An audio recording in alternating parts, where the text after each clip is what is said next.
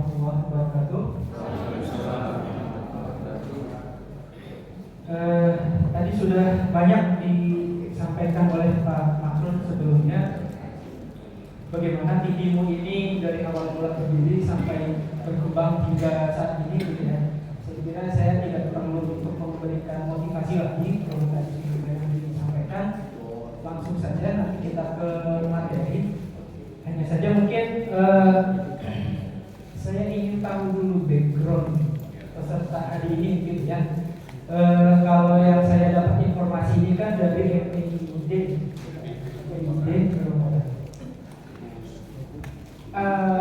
dulu juga dari awal mungkin gitu.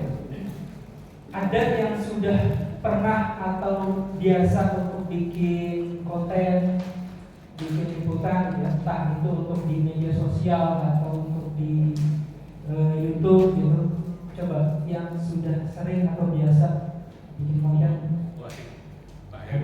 Tadi Bang, dari mana Pak? Dari Gunung Sari.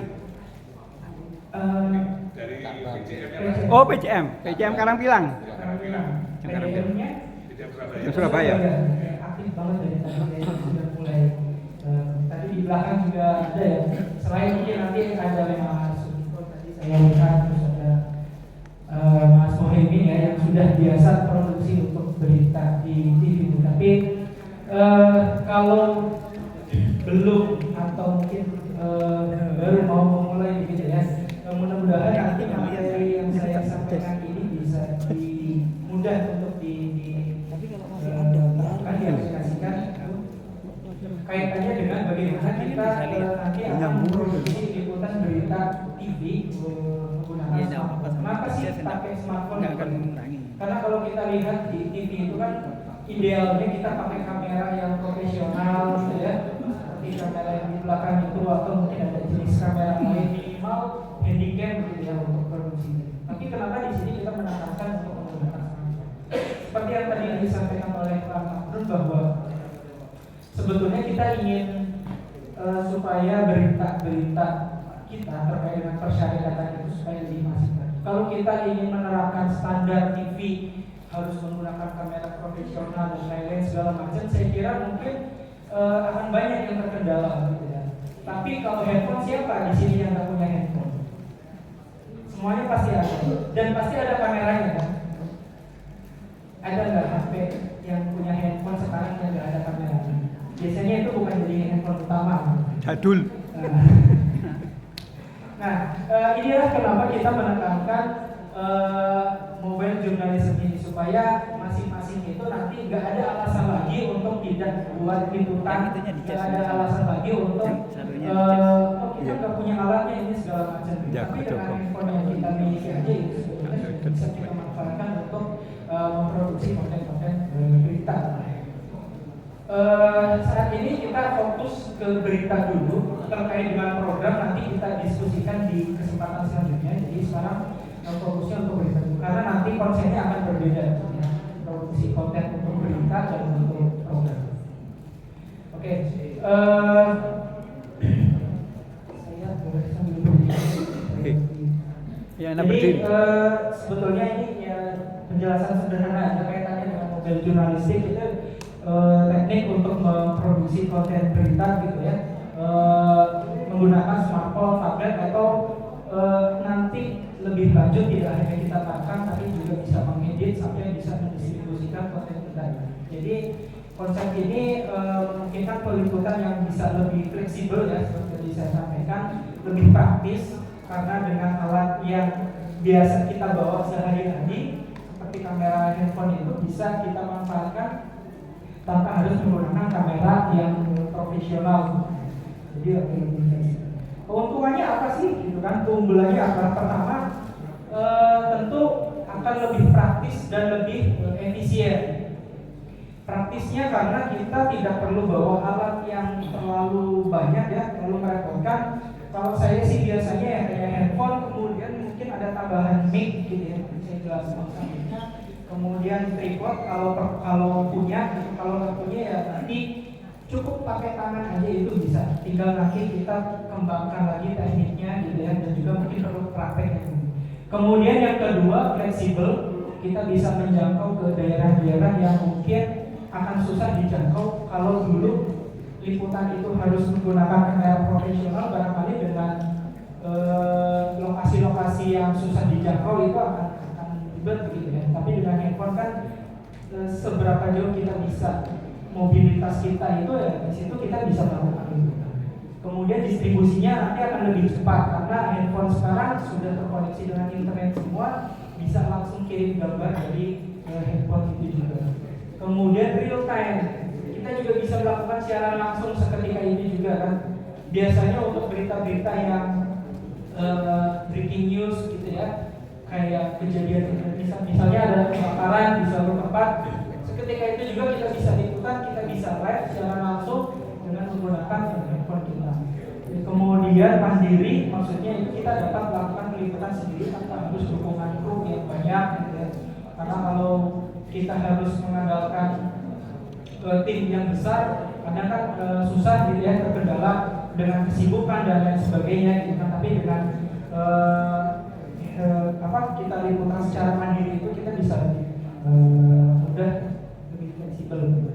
Nah, kemudian peralatan yang dibutuhkan tadi, pertama tentu handphone ya, semua nanti sudah punya handphone masing-masing, itu bisa dimanfaatkan.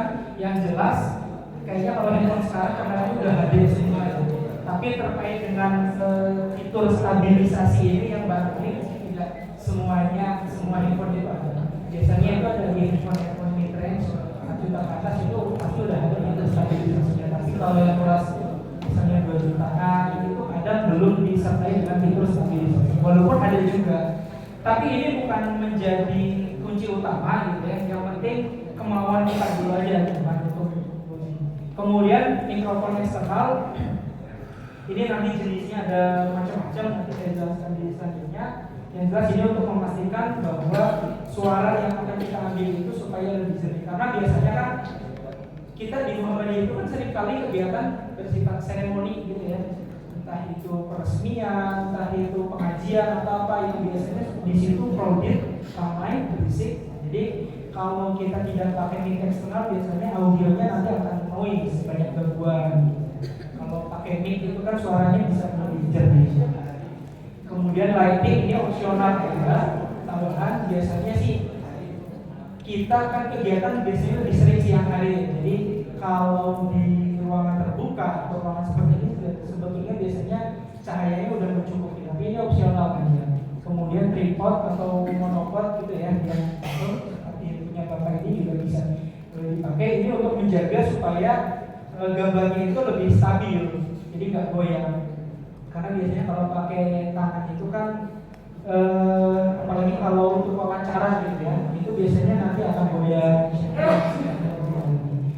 Kemudian power bank ini juga opsional untuk jaga-jaga kalau tiba-tiba di tengah liputan baterai kita habis. Kemudian persiapan sebelum liputan. Nah, kaitan dengan ini biasanya nanti kita perlu untuk riset dulu kegiatannya ini tentang apa sih. Kita cari tahu dulu informasinya, siapa nanti narasumber yang akan hadir gitu, siapa yang kira-kira nanti akan kita wawancara. Nah, kita udah tahu dulu nih sebelum liputan. Nah, jadi mungkin nanti kita bisa siapkan draft pertanyaannya dulu gitu ya, skripnya nanti narasinya akan seperti apa, pertanyaannya apa aja yang akan kita ajukan.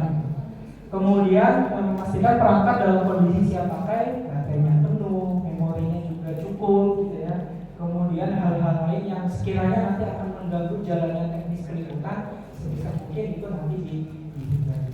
Kemudian kalau nanti peruntukannya itu untuk live streaming ya disiapkan koneksi internetnya gitu ya. Kemudian ini saya agak percepat aja ya, karena nanti banyak supaya waktunya bisa lebih banyak untuk praktek mudah-mudahan nanti. Nah, kita masuk ke teknik pengambilan gambarnya. Karena kita akan memproduksi konten itu untuk TV, tentu berbeda dengan konten yang kita produksi untuk media sosial. Kalau di media sosial sekarang itu kan lebih familiar dengan mode potret ya, berdiri gitu ya, biasanya untuk reels, untuk story gitu ya. Kalau untuk TV, upayakan kita selalu pakai mode landscape karena untuk menjaga agar terlihat lebih profesional gitu ya di TV. Jadi nanti kan kalau di layar TV itu kan modenya landscape, jadi supaya ini juga bagian dari penyeragaman kita. Saya kira kalau Bapak Ibu semuanya pasti sudah bisa dan mampu untuk menggunakan handphone berikut dengan kameranya gitu ya. Pasti udah sering bikin foto, bikin video gitu ya. Tapi kenapa sih ini nanti kita perlu bikin workshopnya? Karena ini nanti adalah tujuannya untuk menyeragamkan supaya tampilan kita nanti berita atau konten yang kita produksi di layar itu seragam tampilannya, portrait gitu kan, gambarnya juga nanti supaya kita atur bagaimana tidak shaky, gambar apa pergerakannya supaya lebih halus, bagaimana nanti kita jelaskan. Jadi kita perlu seragamkan bahwa untuk konten berita untuk di TV kita pakai modenya landscape. Kemudian atur pencahayaan, hindari backlight ya.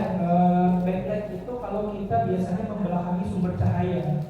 Jadi kalau saya mau ngambil gambar dari sini, kemudian di situ ada pintu yang di luar itu ada sumber cahaya matahari. Biasanya nanti kalau narasumbernya di sini dia akan terlihat backlight. Backlight itu wajahnya itu terlihat lebih gelap karena dia membelakangi sumber cahaya. Jadi nanti upayakan kalau mau ngambil gambar biasanya untuk wawancara gitu ya, upayakan si narasumber itu menghadap sumber cahaya. Kalau misalnya ada matahari di sana, berarti narasumbernya dia menghadap sumber cahaya.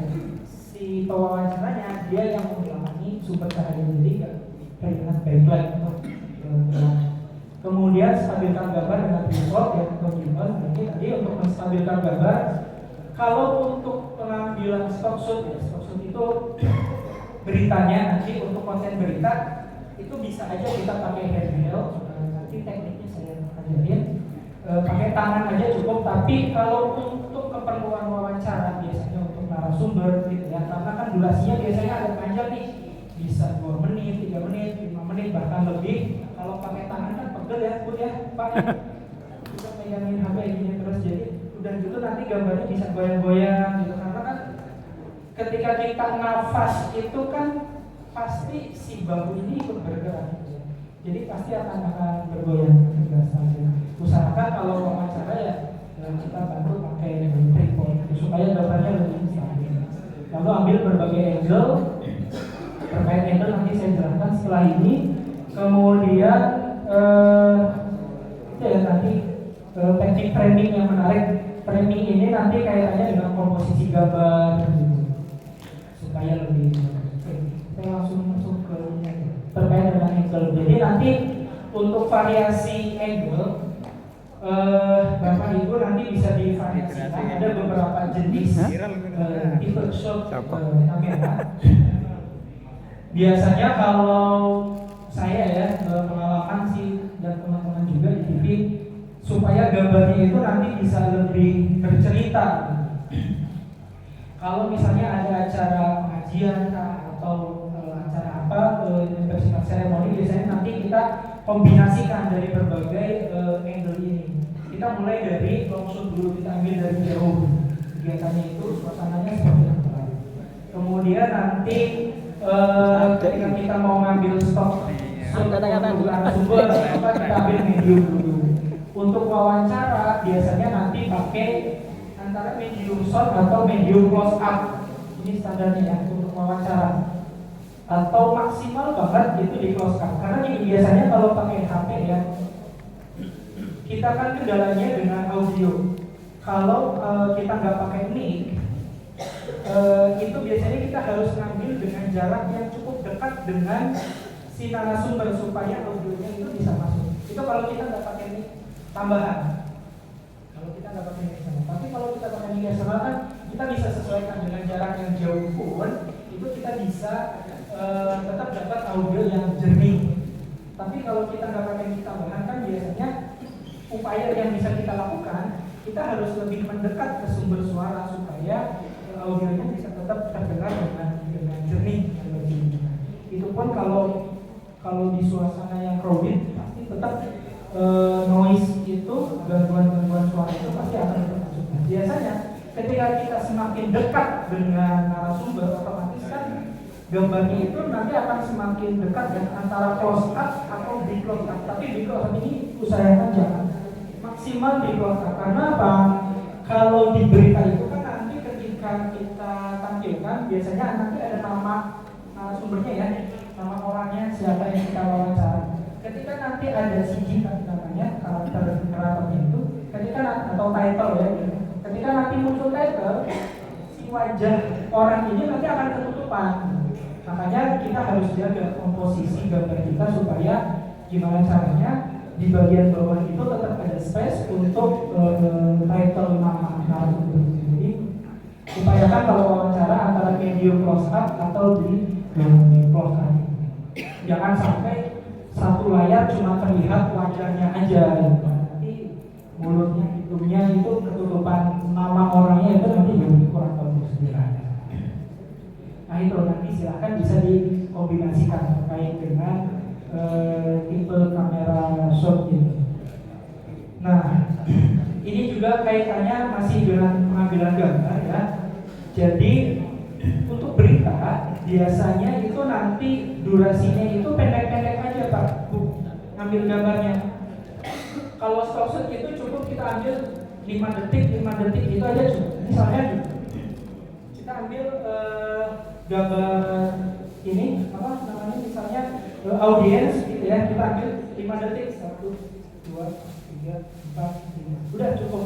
Nanti kita ganti angle yang lain 5 detik, ganti lagi angle yang lain 5 detik lagi. Jadi nggak perlu ambil panjang-panjang. Dan biasanya gambarnya itu nggak perlu ada pergerakan kamera kalau untuk berita. Jadi nggak perlu ada pergerakan kamera yang terlalu dinamis itu. Kecuali kita ingin menjelaskan sesuatu. Misalnya kita ingin menunjukkan bahwa audiens workshop ini tuh banyak banget orangnya, gitu kan. Kalau kita ambil cuman di bagian sini aja, kan di sana tidak tercover kamera gitu. Maka di situ kita perlu ada pergerakan. Ya. Baik itu nanti biasanya sih yang umum antara pen itu nanti dia gerak dari kanan ke kiri atau kiri ke kanan. Namanya ada pen left, ada pen right. Jadi gerak ke kanan atau ke kiri. Atau yang kedua itu tilt. Itu yang paling banyak digunakan kalau untuk berita. Tilt itu geraknya ke atas dan ke bawah. Biasanya kalau misalnya kita ingin menunjukkan sesuatu yang tinggi, gitu. Misalnya peresmian gedung baru, rumah sakit apa, berapa lantai, kita ingin menunjukkan bahwa gedung itu tinggi, gitu. Kita pakai pergerakan tilt up, jadi dari bawah, atau bisa dari atas ke bawah. Yang banyak digunakan kalau untuk berita dua itu. Selebihnya nanti ini biasanya untuk pergerakan pembuatan film atau dokumenter dan lain sebagainya. Tapi dua ini aja. Jadi kalau untuk berita pergerakannya itu tidak terlalu banyak sebetulnya. Jadi jangan misalnya kita ngambil gambar dari sini, ya, kemudian kita sambil jalan gerak lagi gitu kan, ngambil gini ke belakang gitu. Nah itu kalau untuk di berita kurang bagus. Dibedakan ya, kalau kita untuk bikin vlog itu nggak masalah, kalau untuk di media sosial itu nggak masalah. Tapi kalau untuk di berita upayakan pergerakannya itu antara still atau kita pakai pen dan still, antara 3 itu aja. Nah untuk pen ini tips juga nih Pak. Jadi biasanya kan kalau kita pakai tripod atau monopod itu mudah ya, kita bisa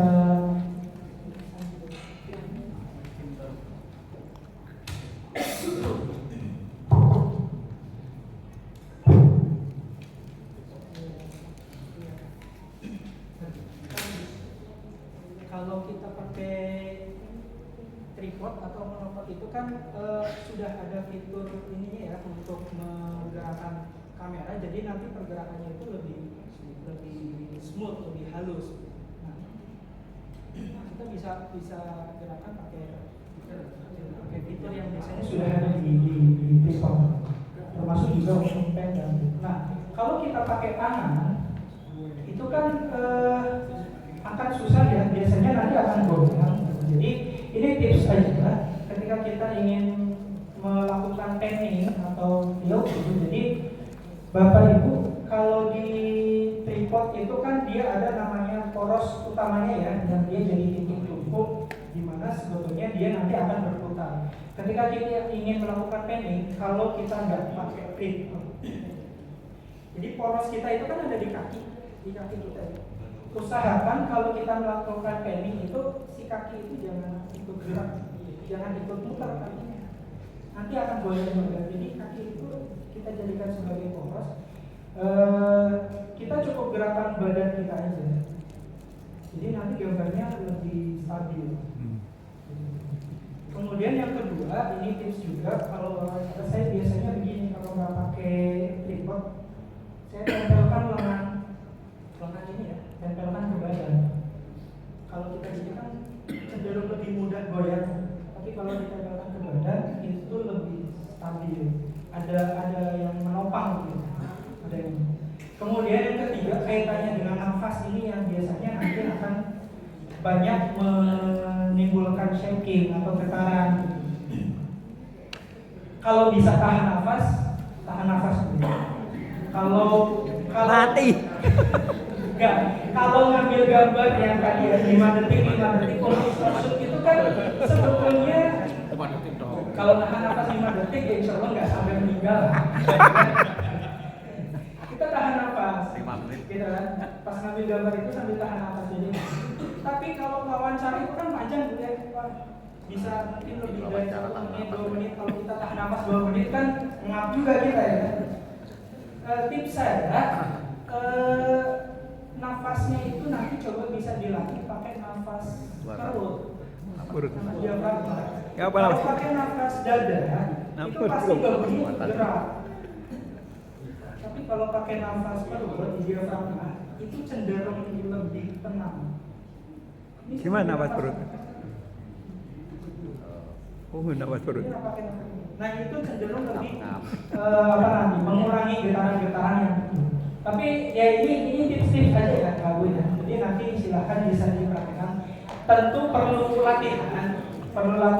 Kita nggak bisa sekali praktek terus langsung bisa. Perlu latihan untuk bisa menyesuaikan nanti kejadian-kejadian yang ada di lapangan. Kalau misalnya Bapak Ibu punya peralatan yang cukup memadai, itu nanti akan lebih bagus. Nah, tadi saya lupa kaitannya dengan tripod ini Pak ya. Usahakan nanti kalau sekiranya belum membeli itu, kalau wawancara itu kan biasanya posisinya berdiri. Usahakan cari tinggi tripod itu yang minimal 160 cm lah supaya nanti eye level. Mengambil gambar eye level itu maksudnya posisi kamera itu tepat dengan mata kita, dengan wajah si yang diwawancara. Beberapa tripod itu kan ada yang tingginya cuma 120, 130. Kalau tripodnya lebih pendek, otomatis kan kita harus mendongakkan handphone ya. Jadi kelihatannya nanti kayak dia melihat ke bawah. Istilahnya itu bird eye. Jadi si narasumber itu nanti kayak cenderung melihat ke bawah. Itu tips-tips aja ya Pak ya, kaitannya nanti dengan peralatan, kemudian tadi saya tipe shotnya, kemudian pergerakan kamera gitu ya. Hal-hal lain nanti kaitannya dengan setelah kita belajar kaitannya dengan kamera, kemudian ini kita masuk ke audio. Tadi di awal terkait dengan peralatan yang kita butuhkan, salah satunya itu saya sarankan kita pakai mic eksternal ini supaya untuk menghindari atau mengurangi noise yang ada di lingkungan kita. Tentu dengan mic eksternal ini kan nanti pengambilan gambarnya itu, pengambilan suaranya akan lebih clear, lebih bagus. Kalaupun kita nggak punya mic eksternal, usahakan nanti Bapak Ibu cari tempat yang minim gangguan suara. Kalau misalnya itu ada di ruangan terbuka, kalau mau wawancara ya nanti bisa diajak narasumbernya gitu ya Pak, kita wawancara di ruangan aja ya, supaya audionya itu lebih jernih. Jadi di ruangan terpusat. Tadi pastikan suara narasumber itu terdengar. Usahakan dites dulu. Kalau mau wawancara tes dulu. Kita rekam sebentar, kita coba tes dulu suaranya itu. Kita tes 1 2, udah kita stop, kita cek dulu audionya masuk nggak ke kamera, jernih nggak, nanti kita bisa sesuaikan. Ini kalau memungkinkan untuk opsional aja, bukan aplikasi peredam noise jika diperlukan. Ini juga nanti bisa disiasatin di pasca produksi atau setelah pengambilan gambar, nanti di tahap editingnya itu bisa kita kurangi suara. Nah, ini beberapa jenis mic yang bisa kita gunakan kalau kita ikutan menggunakan handphone ya. Yang umum itu nanti ada mic lavalier, clip on gitu ya. Jadi banyak, ini murah-murah, ada bahkan yang 15 ribuan, tapi tentu kualitasnya nanti akan berbeda. Bisa juga pakai mic wireless ya, tipenya USB Type-C seperti ini. Ini juga modelnya USB, tinggal colok aja, terus nanti yang ini kita pakai seperti ini. Murah itu. USB. Ini cukup terjangkau juga, 100 ribuan, itu banyak. Kalau mau yang lebih profesional lagi, ada yang modelnya shotgun seperti itu. Lalu mic portable, ini biasanya bukan oke ya, tapi ini bisa nyambung ke handphone juga pakai Bluetooth biasanya. Atau pakai mic condenser, tapi ujungnya itu USB. Jadi mic seperti ini pakai kabel, tapi ujungnya itu udah USB Type-C, bisa langsung dicolokkan di handphone. Itu juga ada yang model seperti itu. Lalu masuk ke teknik wawancara. Tadi beberapa tips sudah saya jelaskan, jadi upayakan nanti ketika kita meminta narasumber untuk wawancara ya, kita lakukan pendekatan dulu secara persuasif, pastikan itu narasumber itu nyaman dan siap berbicara. Kadang kan narasumber itu buru-buru gitu ya, segera meninggalkan tempat. Dan nanti bagaimana kita berkomunikasi dengan narasumber itu supaya dia mau dan mampu untuk kita wawancara, kita upaya usahakan dia itu dalam kondisi yang nyaman, jadi nanti hasil wawancaranya itu juga lebih bagus. Gunakan pertanyaan terbuka untuk mendapatkan jawaban yang lebih dalam dan relatif. Jadi jangan kita tanya misalnya dengan pertanyaan tertutup gitu ya. Misalnya gimana tadi jalannya acara, apakah acara berjalan dengan lancar gitu. Kalau itu kan jawabannya antara iya dan tidak, itu udah selesai gitu. Tapi kita minta tanggapan dia, bisa dibantu dijelaskan gitu ya, atau bagaimana menurut Bapak jalannya acara tadi, itu nanti bisa panjang itu dia jelasin. Ruwet. Kemudian jaga kontak mata dan posisi kamera stabil. Ini tadi kaitannya dengan eye level ya, supaya kamera kita posisikan dengan wajah narasumber. Jadi langsung itu nggak terlihat menunduk atau mendongak. Gunakan earphone untuk memonitor suara. Jadi kaitannya dengan audio. Kemudian etika dan keamanan dalam peliputan. Pastikan data yang kita sajikan itu benar dan akurat gitu ya. Misalnya kaitannya dengan jumlah, karena kalau jumlahnya segini, kalau kita tahu jumlah pastinya, Bapak Ibu bisa sebutkan aja misalnya 78 peserta workshop di Simu Jawa Timur, itu disebutkan angkanya kalau memang tahu. Tapi kalau itu udah ratusan ribuan itu kan kita nggak bisa memastikan jumlah pastinya, bisa disebutkan dengan ratusan atau ribuan. Tapi jangan menyebutkan misalnya dengan hanya menyebutkan banyak warga yang hadir. Banyak itu berapa? Kan kita nggak tahu pasti. Banyak menurut kita belum tentu banyak menurut orang rakyat. Di PNLN Surabaya misalnya yang jumlah jamaahnya banyak, ketika kita bilang pesertanya ada 100 mungkin itu sedikit. Tapi di daerah lain yang jumlah warganya sedikit, 100 itu udah banyak banget. Jadi banyak itu masih relatif. Maka kita gunakan dengan bisa dengan ratusan, ribuan gitu. Kalau kita nggak tahu jumlah pastinya, tapi kalau jumlah pasti kita bisa sebutkan. Kemudian hormati privasi dan izin dengan narasumber, ini juga penting. Bapak Ibu ada yang mungkin ngikutin kemarin ada salah satu artis atau anggota DPR yang wawancara di Amerika, kemudian ditegur sama yang punya properti ketika ada kebakaran ya. Nah itu kan kita melakukan liputan. Biasanya kalau kaitannya dengan tempat-tempat yang sensitif atau hal-hal yang sensitif itu perlu kita izin dulu, usahakan. Pak, Bu, mohon izin saya mau ambil gambar ya untuk liputan berita. Biasanya sih kalau untuk liputan atau untuk berita akan mudah diberikan izin. Kecuali misalnya ya tadi kalau di hal yang sensitif itu kalau sekiranya yang punya tidak memberikan izin ya sudah, kita tidak bisa memaksakan. Kemudian hindari menyebarkan berita hoax, ya. Selalu verifikasi lagi informasinya sebelum dipublikasikan. Jaga keselamatan diri, terutama kalau di lokasi-lokasi apa, misalnya demo, gitu ya, ada aksi apa, upayakan kitanya itu selamat dulu, gitu. Jangan kita bela-belain ngambil gambar, tapi kitanya menjadi rawan dengan hal-hal yang bisa menyebabkan itu. Kemudian patuhi regulasi dan kode etik jurnalistik. Ini mungkin nanti bisa dielaborasi lagi kaitannya dengan kode etik jurnalistik. Oke, sampai sini mungkin kita langsung sharing aja dari silakan. Silakan. Ya, silakan.